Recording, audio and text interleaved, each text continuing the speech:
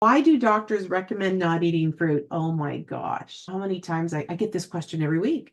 I think I shared that in the challenge. And I also think that a few people commented and said, yeah, my doctor said that too. So doctors, remember, are generalists and they have to know a million things about a million things. Again, in school, it's not like they're sitting there with any particular nutritional courses or diabetes courses. They don't get that training, not their fault.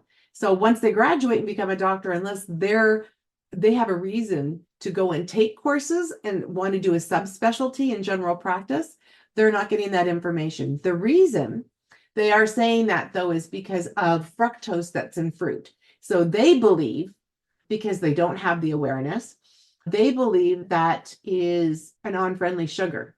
Now, fructose can be if you're drinking it and if it's refined, but when you're getting it from the natural organic fruit that it's meant to be from the tree or from the ground or from the plant, then you're in good shape. You want to be careful about how many carbs you're eating at a time. The damage that really comes from carbs is the sugars that are in carbohydrates. Really, what would be really great for people is, and I remember some of my first clients back in the mid 90s, and they would write down their breakfast for me and their lunch and their dinner. They do their journals and they say, look, my breakfast, I had no added sugar. I had no sugar in here.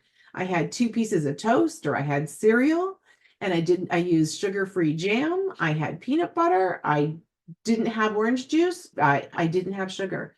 Here's the thing. Our glycemic index is based on a piece of bread, which is the glycemic index of 100, and it is full of sugar. White flour is sugar broken down in the body.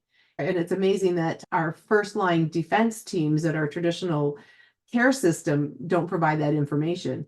But you need to understand that it's the white refined foods that convert to sugar like the speed of light that are very dangerous.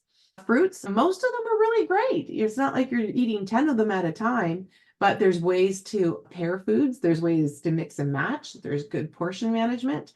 But I eat on average, I would say 35, 40 grams of fruit a day. And it doesn't affect my blood sugars. And that's because I've learned to master that. Got some great news for you about bananas.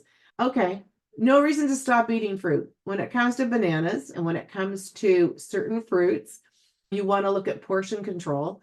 So depending on what your personal situation is, it depends on how ripe the banana is too, because a very ripe banana has a higher glycemic index, whereas green bananas, and I know many people who eat green bananas, do not. It really just depends what you're pairing it with and if you're having protein with it and what else you're eating with it.